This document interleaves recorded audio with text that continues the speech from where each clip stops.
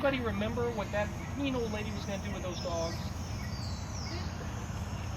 She's going to take them and get it for cook. Exactly. And our founder found that this man was going to make coats out of these baby bobcat and lynx. Our founder and her husband bought all 56 baby bobcat and lynx and made the man sign a piece of paper that said he'd never make baby animals again because that's not a good thing, and they put him out of business. Now you see a lot of our cats doing this, rubbing their chin against the side of that beautiful enclosure there, and guess what? Well, my house cat always rubbed up against me and I thought our house cats loved us. Guess what the cats are actually doing when they do that? They're marking territory. Because all cats, including this beautiful lynx and your house cat, have scent glands in the side of their cheeks. And what does it do in the rainforest a lot? It rains! So of all the cats we talk about today, realize that all cats, one of the ways they mark their homes is not only to rub their cheeks on things, but they pee on things. Another good reason not to have one of these cats as a pet, because it would pee on everything.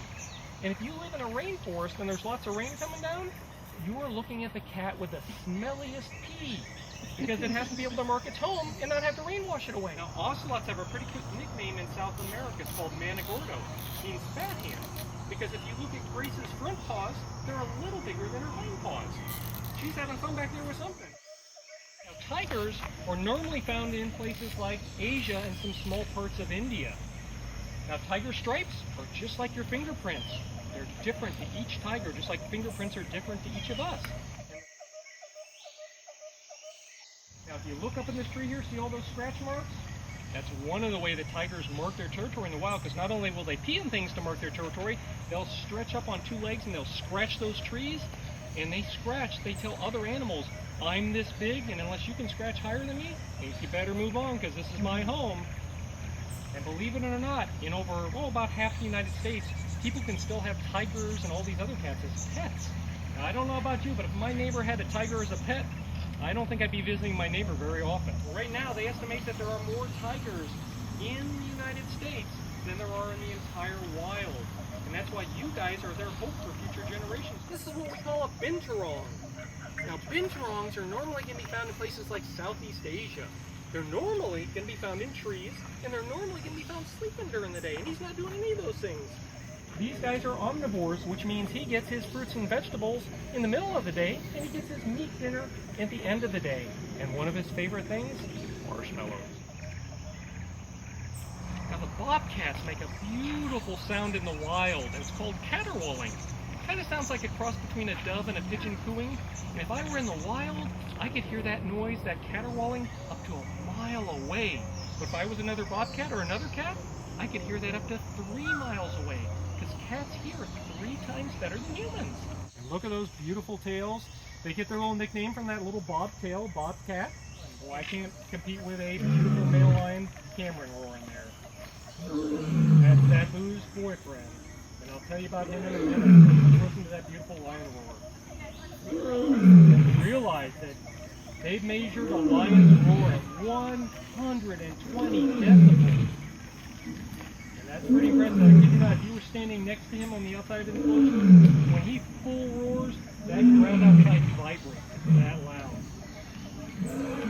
Wow, he's got something to say to all you guys. You got lucky that tigers are coming at you and lions roaring. Again, this is not an endangered species. This is something that man took out of the wild and made more of because they think that they're special. When again, we think all of our cats are special. She is beautiful, but you see she doesn't have those jet solid black stripes that you see in some of the tigers in entertainment. And people like them to be perfect. So they have to breed a lot. They have to make lots of baby golden tigers before they get a white one like Sabu. So that's how we end up with so many tigers in captivity in the United States and all around the world. She's a beautiful girl, but you wouldn't survive very long in the wild. These guys, if you can see those beautiful ears, a caracal actually derived their name from karakulak, which means in Turkish, black ear. Ancient times, people in India and Iran would have caracals as pets. They were very wealthy, and they would go to gatherings and release flocks of birds, and they would wager money on whose caracal could jump up and bring down the most number of birds. And the history books have it that at one point in time, a caracal brought down almost 8 birds in one jump. Because all the other cats we see today feed and water my pet mountain lion or puma. And I opened the door and I saw one of these guys. I quickly closed the door, called my friend, and said, listen, you need to cancel your vacation because I am not going in there with that. Because realize that even if these guys didn't intend to hurt you, you're looking at a cat species that can range in size from 80 to 180 pounds. They could hurt you, they could kill you by accident. And we can put every enrichment in for that cougar. And she says, I like this little piece of tree best. And Enya is a former pet. Remember, when she's coming over here, look how she's got her mouth open. She's not saying I'm hot. She's saying, who do I smell over here? Remember, she can smell parts per million. Look at this girl. Look at that. Some other cats that like to see people. Good morning. Yeah. Now, look at and realize that you're looking at one of only 3 cat species that can actually swim, would like to swim in water in the wild. The tigers, the fishing cat, and the jaguars would all like to swim in water in the wild. Thank you. That's called a tiger chuff. And she's one of our best chuffers. Let's see if we can get her to do that again. Good morning, Nala. Thank you. She said good morning to you. At Big Cat Rescue, we feed all of our cats a combination of USDA red meat, chicken quarters, and the zoo mush, we call it. It's a carnivore diet that the zoos use. It's kind of just, it sounds gross, but it looks like a big sausage tube about this big long and this big around. And it just ground up intestines and organs from the animals that they would normally eat in the wild, because while these guys would eat all of their prey in the wild, they're getting their protein, the thing that helps keep them healthy and alive, from all that gross sounding stuff that they eat, the internal organs and intestines.